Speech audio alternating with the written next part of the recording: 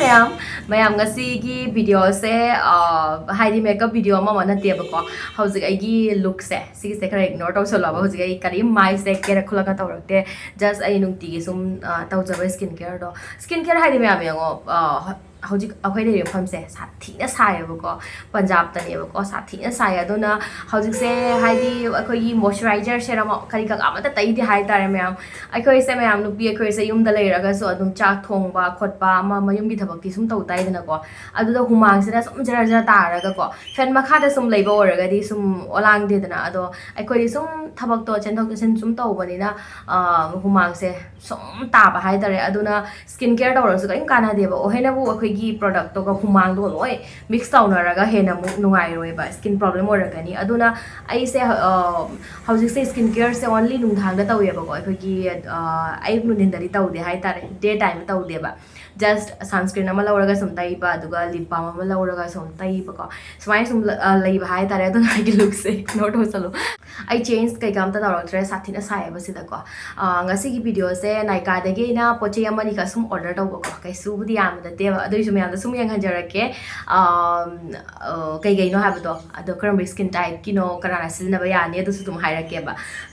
ado phabra phatta bra adu sum hairake ko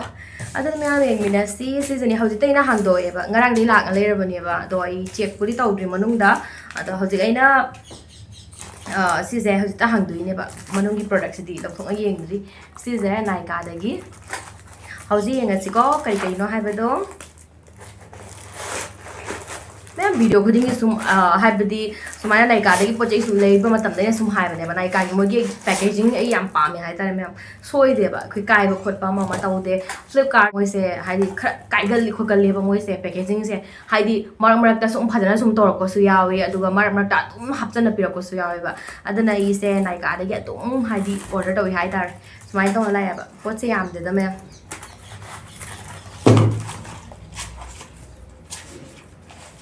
ahad da ma'am me khajara ke ba toner se sigi toner se ma'am ai khogi kai no se ko tighter pores kai kak se mana khara kai hai ni tight to boda mating pange ba aduga habadi tu khong law khot pa do adu bisu khara si se sinara matung da khara sum hai di phali ai tare aduga ai khoi skin se khar sum bright oi thon ba ko khar sum ai dull skin ke ka oi ba do tu khar si se na bright oi thon li plum ki mayam moi ki production se loina pha bani ba ai ngon ri yam chane hai tare affordable so oi ba duga pha su pha ba ko aduna affordable oi ba da sum skin care pam ba tar ga di plum gi sum try taw ni ko ado ahan basically mayam se lai re plum gi toner aduga mayam yamna mathau ta ba ai gi nung ti gi ko nung ti gi tai da ba ya da ba mayam sunscreen ai na phana su pha ba ai gi serum seasoner ro skin care ta ro ko ai na sunscreen tai bi da ba ta ra di ai gi do karim kana ro ba ai na seasoner khi ba mayam do karim kana ro ai gi skin se yamna haidi yang ta na khuijalak pa chahi matang da gi thu na ta na khuijalak pa khosalak pa ma aduga mahing gum ba skin problem mayam la ka ne ba si je mayam aduna sunscreen se yamna maru oi dot and ki sigi sunscreen se si zamaina haidi olang tham da sum nungai da khara sum calming oi dana ko khara sum haidi yam sai ba hoji kan se ado hoji ki oina di ko I plum gi niacinamide ki sunscreen do adu do haidi kai haini weather se haidi nungai ta matang yawi dana ko adu matang duga sunscreen budi myam yengo I taseng na makti ko am khatang sina de ba haidi dum khara sum haidi makal gi sum tham me ba ko haidi weather gi matung ni na ise combination skin ne ba ko adu da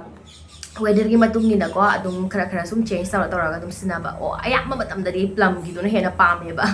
adu gi do yam nam sinai si je yam dot and ki gi kika calming mattifying sunscreen si je yam mattifying sunscreen ne ba tai ra matung da khoi gi mai da langkat pa fukat pa ma adu gi do oi re ba oily skin combination skin yam ma ngai ani si je na ba si je yam yang oi khoi gi mattifying sunscreen ana tha ba ni na ko khoi gi kai hai ni oily skin dana hena kana ba pibi gani ba oily skin combination skin uring thungba ama mai khoi gi dum leidra ne khoi mai da sum saba thuppa khotpa ama ma do adu gi do asi se khar kam taw na mateng pang mani khar indhan ba da mateng pang mani ba ko mayam ado try to ning boroli sum to bi ya gani ai description box ta ko tag to jra ga ba production je description box check to dra so khoi gi video gi manung du ga sum tag product haina tholak tra ne product sum chongthrok bani ba adu da click to raga arrow ma lai gani ba arrow khalai bani ba sumai to na adu ga click to raga product se direct changa ga sum lai ba ya gani ba ko adu ai di mayam sisu akhoi sina ba nungai ko akhoi mayam aina mamagi videos ne sum panja khare mattifying oiba products se loina oily skin combination skin yoi ne ba ko aduga khare sum kai hai tare dewy glowy ama smai to bus ne akhoi dry skin gumba kai ka adumai oi gani ba ko I hope mayam sis the clear oi biram gani ai dum hapchara ga ba ko production se loina tag to jara ga ba ko ada hoji last product ni mayam sis skincare ki product ko dina te ba eyelash glue ni ba ko size mayam akhoi pa nap na bani ba habadi false eyelash kai gak to adu nap na bani ba size mayam yam na phabani haidi eyelash glue se ina haizaning bani mayam akhoi market ta sum local market ta yam na honga ta una sum akhoi 80 100 na ka phangba do adu do khachidang avoid to bi ba akhoi mid se mayam yango yam na sensitive part ni aduna khajitang akhoi aphabarom da sina bi hai tare ko ado si se yam na tang mana de ba akhoi affordable so affordable ni habadi si se mayam haidi 350 muki manung da 400 ki manung da sum phangani ba khara affordable ba brand da hairaga PSC gi fai Miss Claire gi fagani aduga Swiss Beauty gi su mayam ai thengnaram me ba ko ado Swiss Beauty gi doi try tawdri hojik paudi ko ado moi yam na fabani ba khara sum affordable oi bada si je Miss Claire gi ni mayam sum try to ning wor gadi sum to biu sigi eyelash glue se mayam yam long lasting oi bani ba akhoi gi sum napsan garaga adum long lasting oi lei bani phajan to nai khona tai bi raga phajana proper akhoi na haidi napsan garaga di ko yamna long lasting oi bani ba nang lo thok chung ai adum si se sum nap na lei gani ba adegi phatta ba akhoi gi eyelash glue mom lei dana adu gi do akhoi gi mit ta so only aduga yang to so akhoi gi glue do sum ka dorak ba hai tare kai hai ni ma do sum kok tharak ba hai tare ko adu do na mayam aina haizaningi khajitang sum eyelash glue gumba mama eyeliner gumba sigumba sidi khara sum akhoi gi eyes sidi akhoi gi mit sidi yam sensitive oi part ni dana adu gi dana khara sum apa ba sina biu si je yam stang bana yam na affordable oi bada sum mayam su sum leiba ngamba si se ko kai no haidi mayam yong eyelash glue se akhoi gi nukti gi sina ba poti na ta bani na ama khak lei hara ko si je adum haidi phana su aikoina kera su chatla loi da bani ba adum haidi ai gi ona di ko sum expire oina sum mangi ba kang na mangi ba dum ayam no oi gal le ba ko do ayam ba dam dai se haidi eyelash kai gak se inap kan de ba ye ba ko eyelash ga lei se aikoi gi ayam ba party gum ba kai gum ayam ba se aikoi gi day time matam do oi gal le ba du na ai adu yam hena nap ta bani na ko dum kang na khot na sum ai ngon da hoji hoji ko ani lei bani ba do loi na kang na khot na mang rai tare adu gi na mayam mayam si se try to way agani si Miss Claire gi eyelash glue se ko ado yang hanjora ke si je 5 gram ne ko smai da la ka ne ba ko clear ne ba si se pra clear smai da na ko